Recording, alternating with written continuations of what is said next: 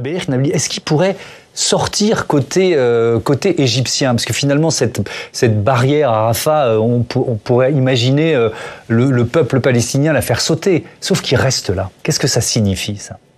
Ça signifie tout simplement que l'Égypte est un État souverain et que son chef d'État refuse cette perspective, notamment au regard de l'histoire du peuple palestinien qui a été ballotté dès lors qu'ils ont accepté l'option du refuge ou de devenir réfugiés. Et puis le refus d'un nouvel exode aussi. Il y a la blessure de 48, je pense qu'il y a peut-être ça aussi. Bien sûr, c'est en cela que l'option ou l'hypothèse qui a été évoquée par d'autres et qui est rêvée par un certain nombre de responsables israéliens, en fait, est refusée à la fois par les Égyptiens, parce qu'en fait, dès lors que vous acceptez de tels réfugiés, leur statut transitoire bascule historiquement en statut quasi permanent, en tout cas au regard de ce qui s'est passé pour les réfugiés palestiniens au Liban, en Jordanie naturellement, voire en Syrie.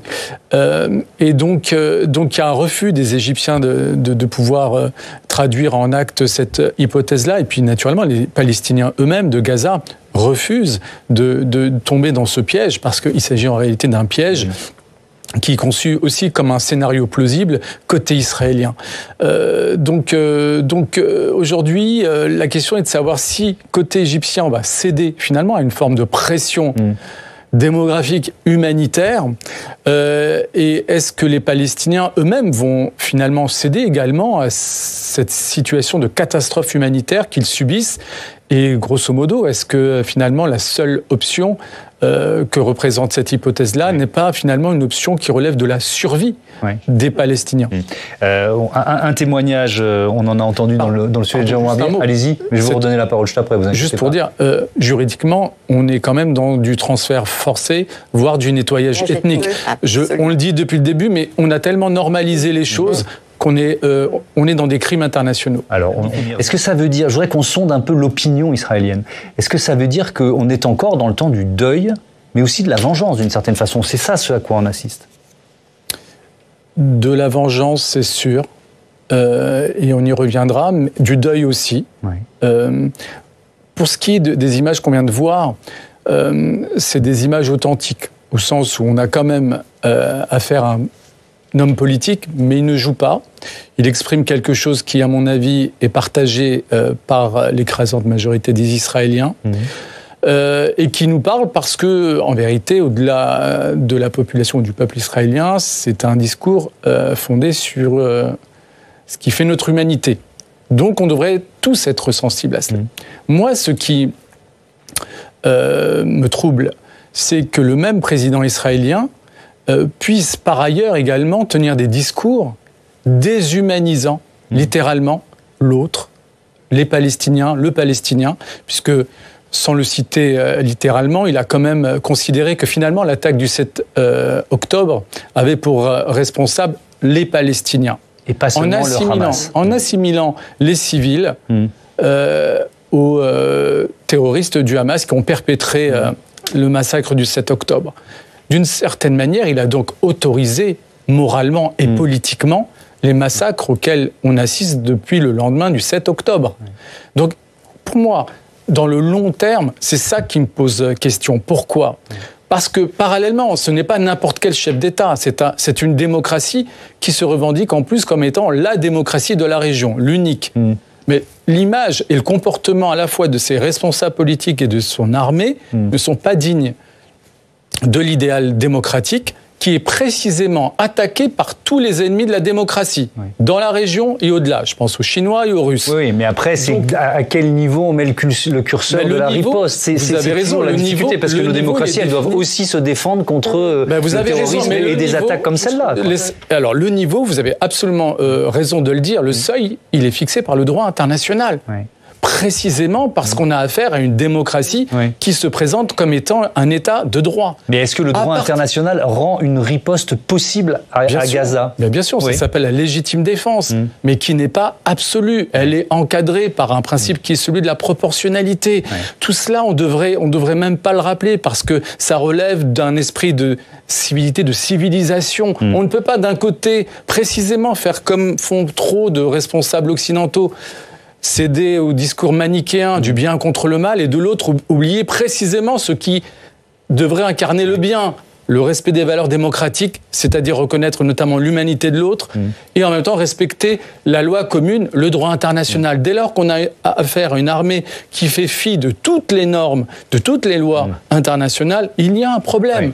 Il y a dans l'actualité de ce jeudi, il y a des photos, Laurent Saïm, qui ont été dévoilées, publiées, du comportement de soldats israéliens avec des prisonniers palestiniens. Oui, c'est sorti cet après-midi. Voilà, alors de quoi on parle et surtout quel impact ça peut, puisqu'on est dans un chapitre consacré à l'opinion israélienne, quel impact ça peut avoir dans l'opinion israélienne d'après vous? De quoi on parle d'abord? On parle de raids qui ont été menés par l'armée israélienne à Gaza avec une communication voulue par l'armée israélienne et par les communicants qui conseillent Benjamin Netanyahou de montrer ce que l'armée israélienne fait en arrêtant, selon les Israéliens, des suspects terroristes affiliés au Hamas.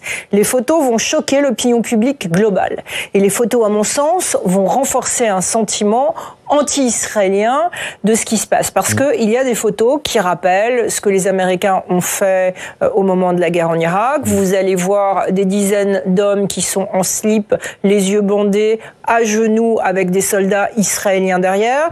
Vous allez voir des hommes qui sont dans un camion, là aussi torse nu, avec une voiture, avec une mitrailleuse à l'avant de l'image.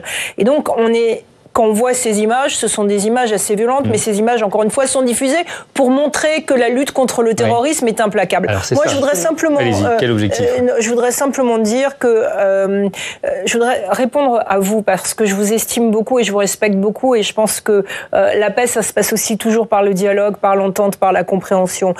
Quand vous faites quand même un sondage en ce moment à Ramallah, en Cisjordanie, vous voyez quand même que la majorité des Palestiniens soutient ce qui s'est passé le 7 octobre et considère que le Hamas a eu raison. Ça, c'est pas du militantisme, c'est un fait. Et donc, lorsque vous parlez à des Israéliens, ils ont toujours cet argument, mais que peut-on faire? Parce que c'est quoi? On va avoir le 7 octobre se répéter parce qu'on ne peut plus faire la paix est impossible. Et donc, on est dans la spirale d'une violence ingérable, avec des gens qui se disent, voilà, c'est maintenant la lutte contre le terrorisme de manière implacable où on va mourir. Et l'autre chose que je voudrais souligner, c'est qu'on parle d'humanité, on parle de violence, etc. Mais les otages, ça divise l'opinion publique israélienne de manière profonde. Benjamin Netanyahou a eu une réunion hier avec des familles d'otages, ça s'est très mal passé. Donc des familles d'otages qui sont toujours en otage ou des otages qui avaient été libérés? Des familles d'otages dont les otages sont toujours à Gaza, avec un degré émotionnel extraordinaire en Israël. La nation israélienne, au-delà de la division politique, est unie autour de cette question des otages, et on l'a vu lors de la libération des premiers otages. Eh bien, des familles d'otages qui sont toujours détenues à Gaza ont été voir le Premier ministre israélien hier et son cabinet de guerre. Ça s'est horriblement mal passé. Il y a eu des cris. Les familles d'otages ont dit à Netanyahou qu'il faisait n'importe quoi en ce moment, qu'il fallait arrêter et qu'il voulait à tout prix que les otages ne soient pas sacrifiés. Il faut surveiller cette question d'otages en ce moment. Et ça pose la question qu'on a déjà évoquée ici de l'avenir politique d'un Benyamin Netanyahou, mais c'est pas pour tout de suite. Je voudrais revenir sur les mots que vous avez employé tout à l'heure. Vous avez, je pense ne pas me tromper, parlé d'épuration ethnique. C'est les termes nettoyage ethnique. C'est pour ça que j'avais un Les mots sont importants. Mais c'est pour ça que en commençant ma phrase, je me disais quels étaient les mots. Nettoyage ethnique. Est-ce que vous les approuvez? Oui. Moi, je Pourquoi considère aujourd'hui qu'effectivement, à Gaza, on est dans cette stratégie de nettoyage ethnique avec l'idée de faire partir cette population. Et on voit bien dans les propos qui sont tenus et dans les actes qui sont menés aujourd'hui par l'armée israélienne, quand l'armée israélienne dit à la population de quitter le nord pour aller dans le sud et qu'après on bombarde le sud, et simplement l'armée israélienne qui dit mais en fait on fait les choses proprement parce qu'on envoie des tracts avec un QR code pour dire où la population peut aller se réfugier. D'abord, pour lire un QR code, il faut avoir Internet, il faut avoir de l'électricité, et on sait qu'aujourd'hui tout ça ne fonctionne pas, et que même les informations qui sont données, de toute façon, ne correspondent pas à la réalité.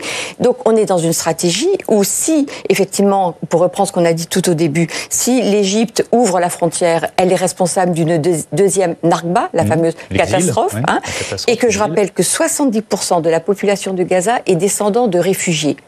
Donc le spectre de 48, du départ forcé de 48, est dans la tête de tous les Gazaouis, parce que eux-mêmes sont à 70% des descendants de réfugiés. Donc cette option n'en est pas une, à moins qu'à la fin la vie soit tellement insupportable qu'ils partent. Et on sait qu'il y a des pressions sur l'Égypte pour que l'Égypte installe les Gazaouis dans le Sinaï. Mais on voit bien que cette option est une option qui n'est pas tenable pour les raisons que l'on vient d'évoquer.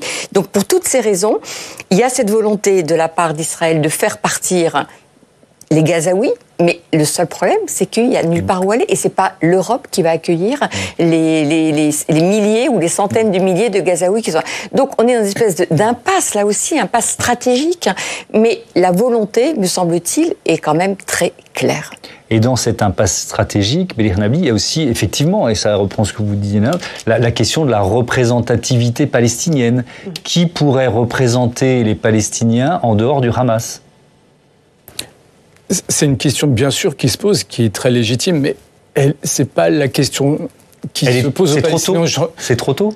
Non, disons qu'elle était encore plus légitime avant l'attaque. Ouais. Et c'est en ça que ça rebondit. Enfin, que c'est une question qui est une forme de réponse à ce que vous avez souligné, à savoir que vous avez une proportion importante de Palestiniens aujourd'hui qui soutiennent le Hamas.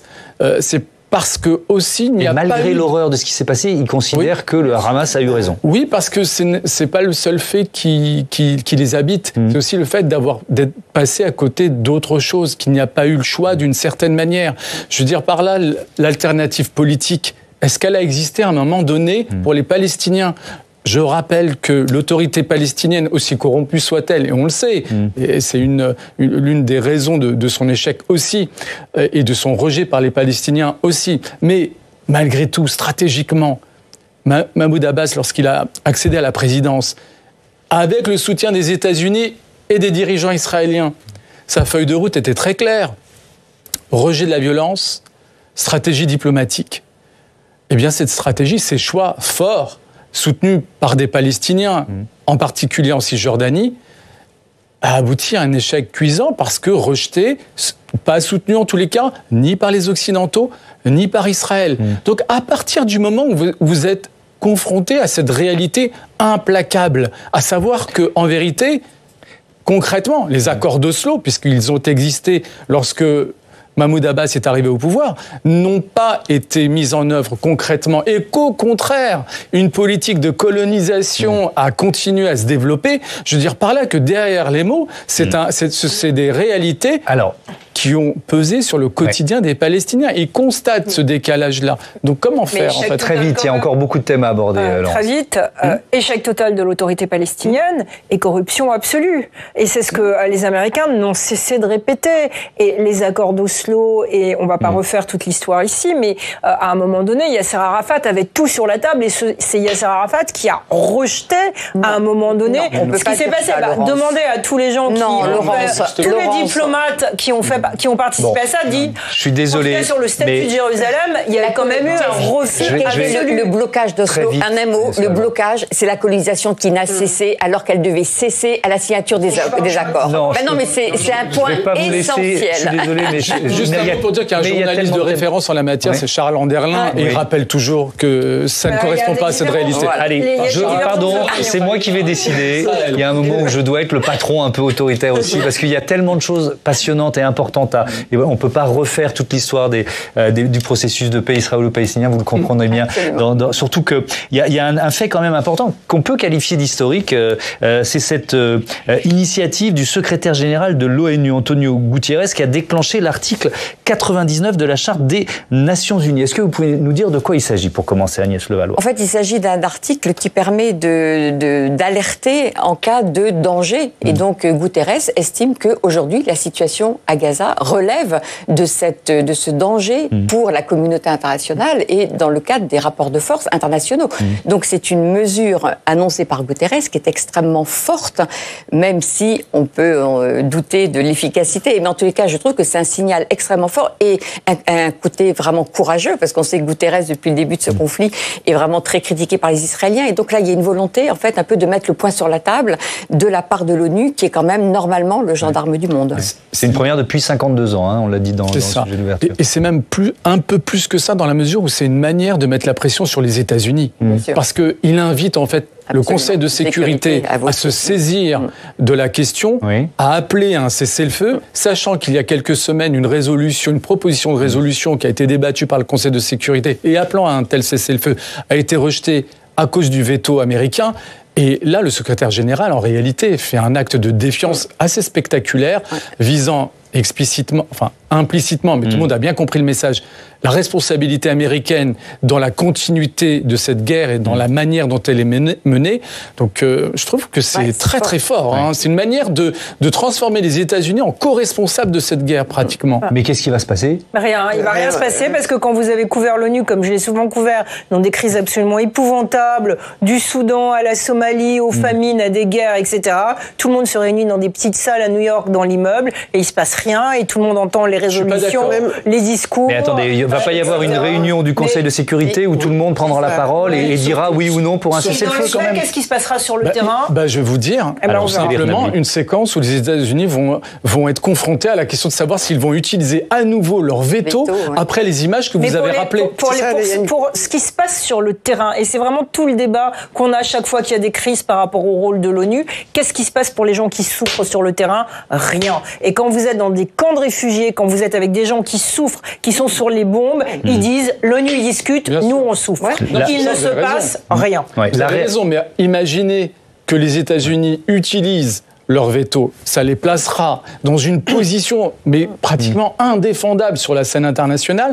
Et à l'inverse, imaginez qu'ils laissent passer via une abstention cette résolution, appelant au cessez-le-feu. Là, ils mettront Israël, à l'inverse, dans une position où ils seront complètement isolés sur la scène internationale. Tout de suite, Émilie. Israël réagit de cette façon par la voix du ministre des Affaires étrangères, Eli Cohen. Je vous cite ce tweet. Le mandat de Guterres constitue un danger pour la paix mondiale. Il retourne l'argument de Guterres qui dit organisons ce Conseil de sécurité parce que la paix mondiale est en danger. Sa demande d'activation de l'article 99, appel au cessez-le-feu, constitue un soutien à l'organisation terroriste Hamas. Approbation du meurtre de personnes âgées, de l'enlèvement de bébés, du viol de femmes.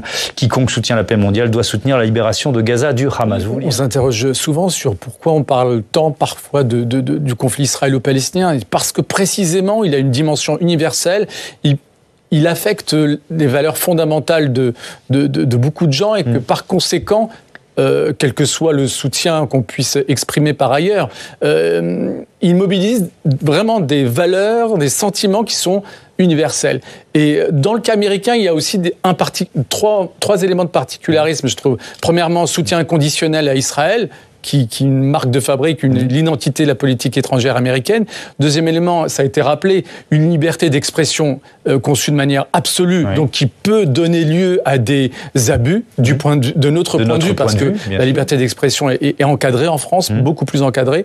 Et en même temps, il y a un écho par rapport à la manière dont ce conflit résonne en France également, parce que, mine de rien, à travers les échanges qu'on a entendus, ça fait écho à la teneur du débat auquel a donné lieu et continue de donner lieu ce conflit. On a du mal à avoir des débats sereins comme celui qu'on a ici régulièrement. On essaie. Mais il faut avouer que ça relève presque du défi parfois. Parce que précisément, ça mobilise alors non seulement des valeurs, mais aussi des éléments passionnels. Or, dès lors qu'on parle de passion, c'est encore une fois la question démocratique qui se pose. Et moi, encore une fois, j'y reviens parce que ça restera. Ce conflit sape nos démocraties.